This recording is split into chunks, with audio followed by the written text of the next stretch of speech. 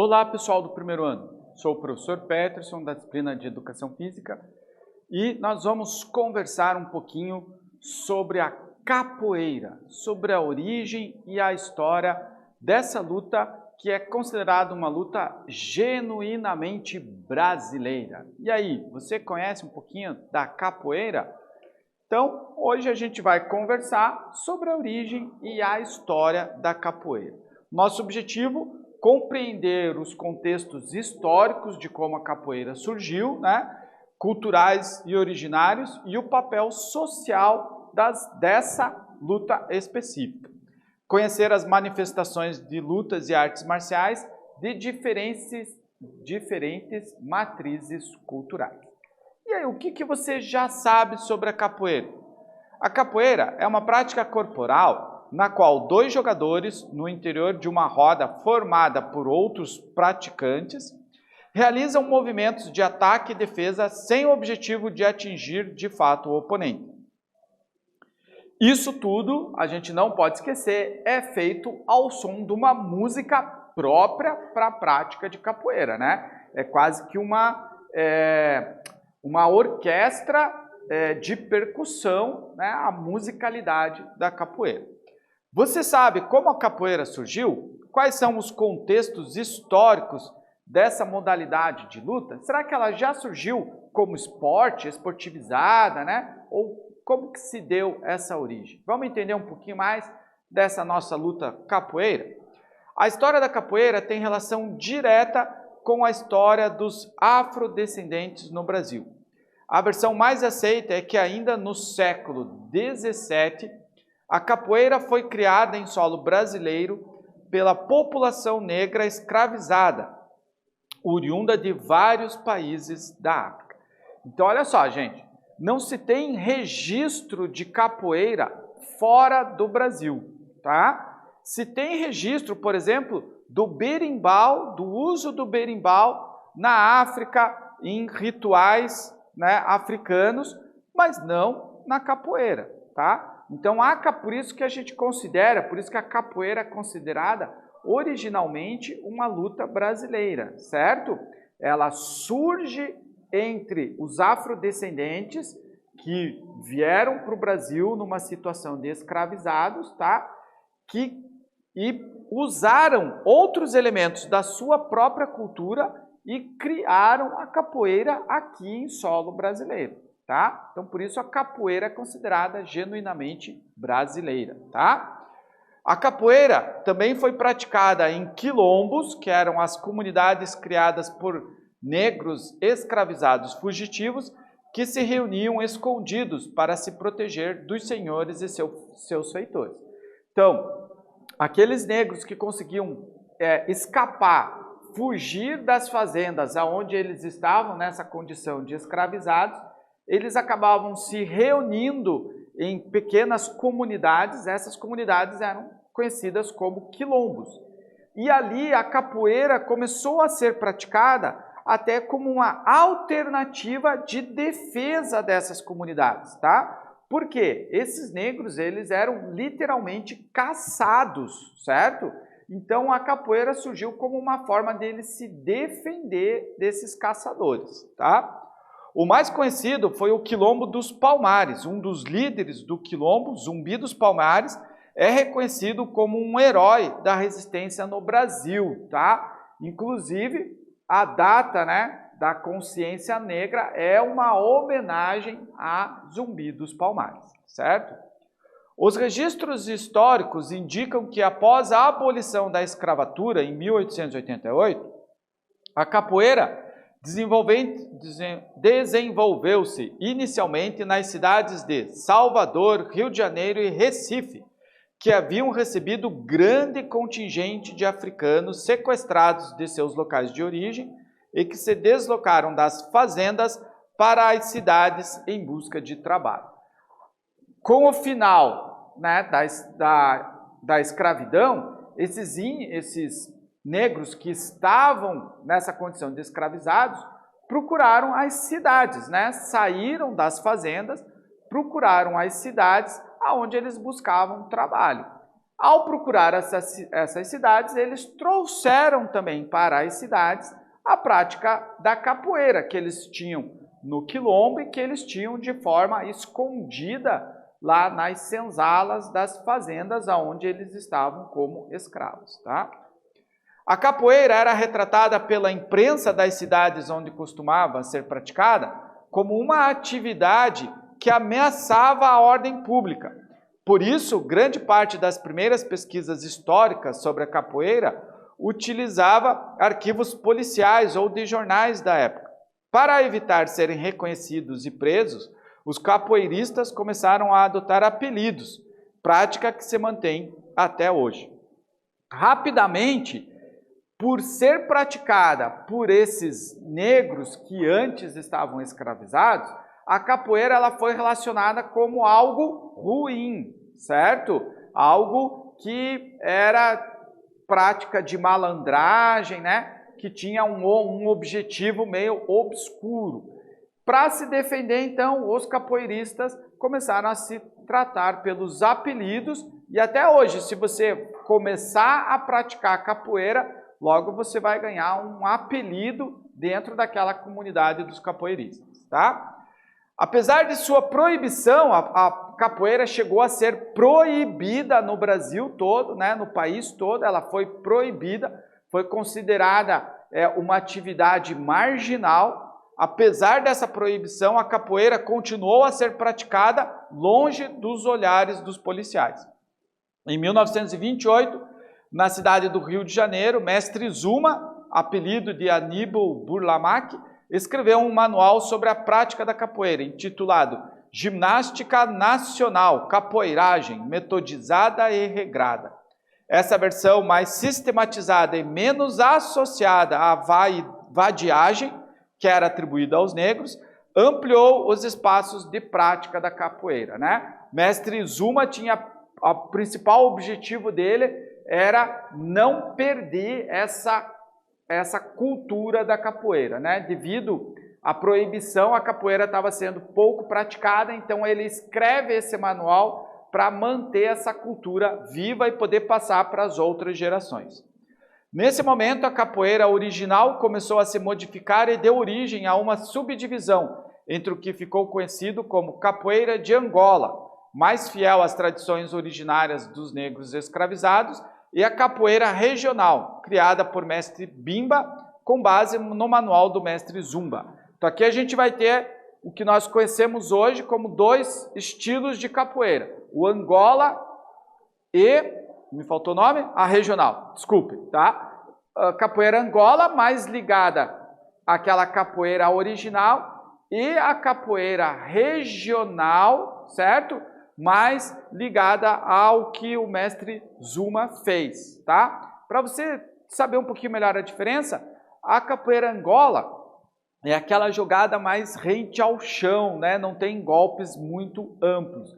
A capoeira regional, a gente já vai ter os saltos, os golpes mais altos na altura da cabeça, só para você saber diferenciar, tá bom? A capoeira regional, organizada e desenvolvida por mestre Bimba, a partir daquele manual lá, tá? Anterior, passou a ser aceita como arte marcial brasileira pelo governo do então presidente Getúlio Vargas e pelas elites brancas. A capoeira regional inclui movimentos de outras lutas e artes marciais, como a luta greco-romana. Primeiro exercício nosso, então. Numa roda de capoeira, é a música que determina o andamento do jogo. Conforme a música vai aumentando de ritmo, os golpes vão se tornando mais velozes. Qual desses instrumentos que vocês estão vendo aqui na imagem embaixo, você conhece? E qual desses instrumentos é mais marcante na capoeira? Ok? Tempinho para vocês aí olharem a imagem, analisarem e a gente já volta.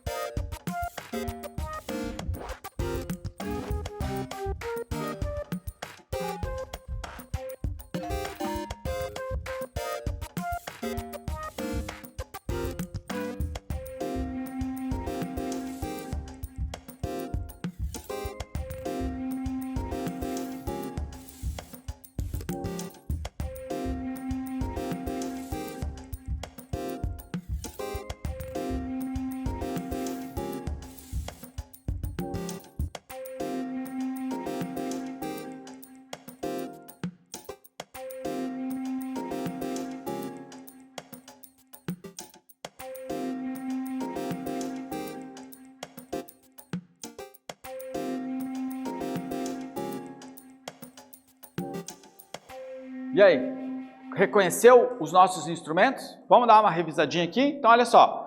Nós temos o atabaque, que é esse tipo de tambor ali, o pandeiro, esse bem conhecido, né?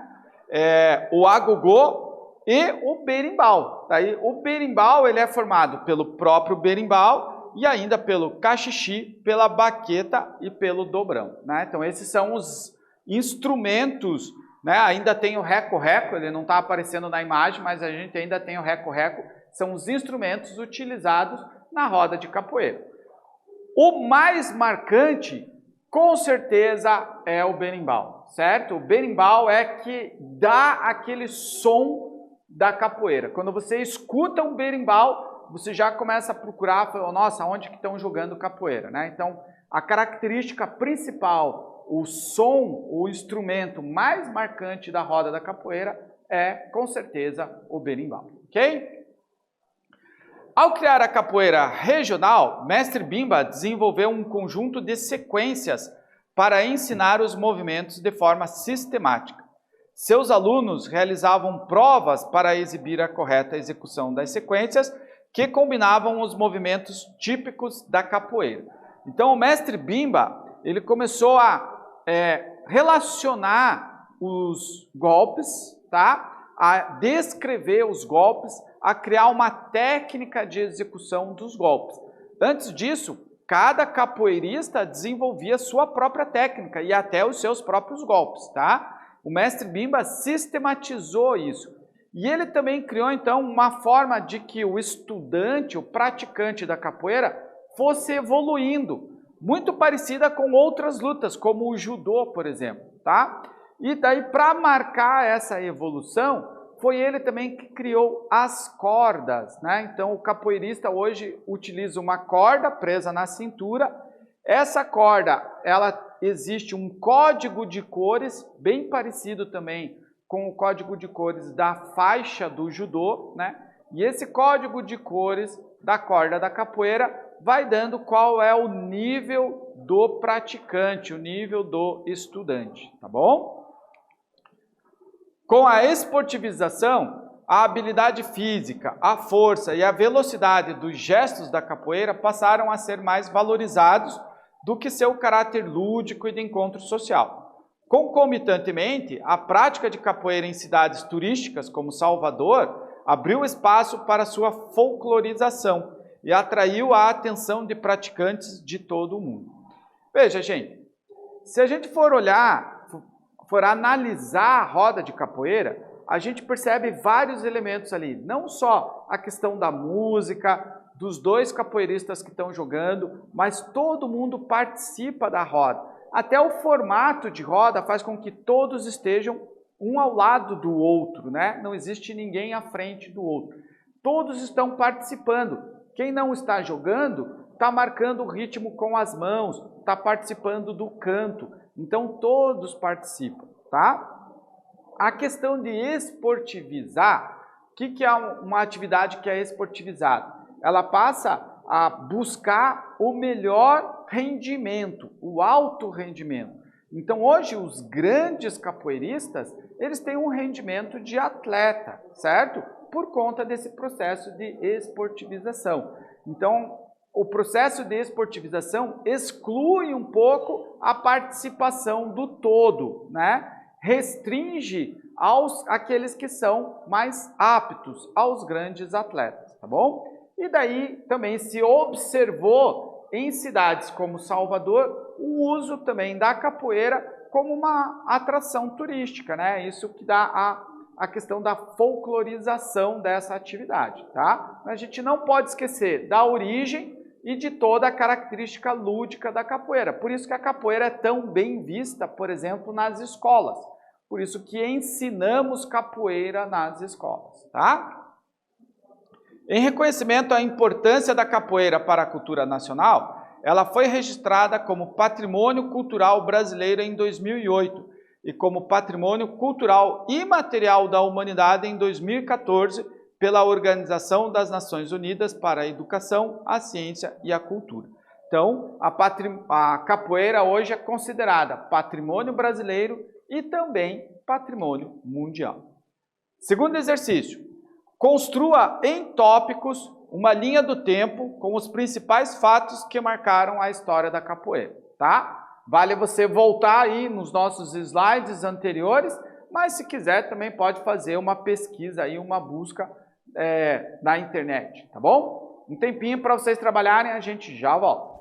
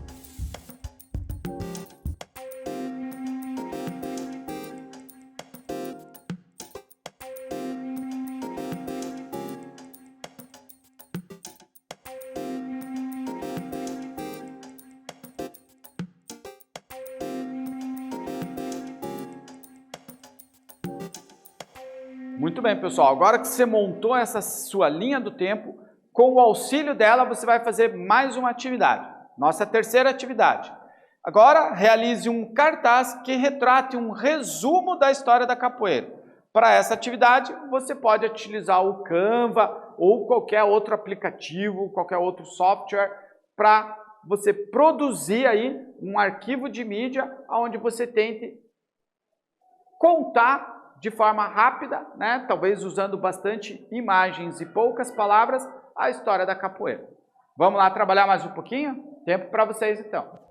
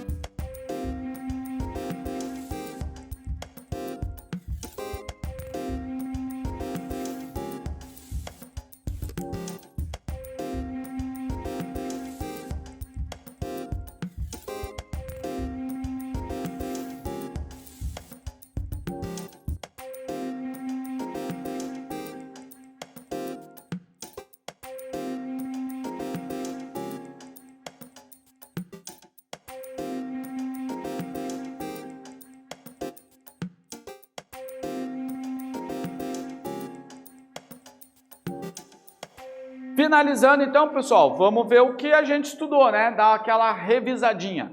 A gente falou da origem e da história da capoeira, falamos dos quilombos e dos Zumbi dos Palmares, falamos do processo de esportivização que a capoeira acabou sofrendo depois, né, na sua evolução, e falamos, né, basicamente dos dois estilos atuais, a capoeira regional e a capoeira Angola. Muito bem, pessoal, eu fico por aqui, um abraço para vocês, até mais.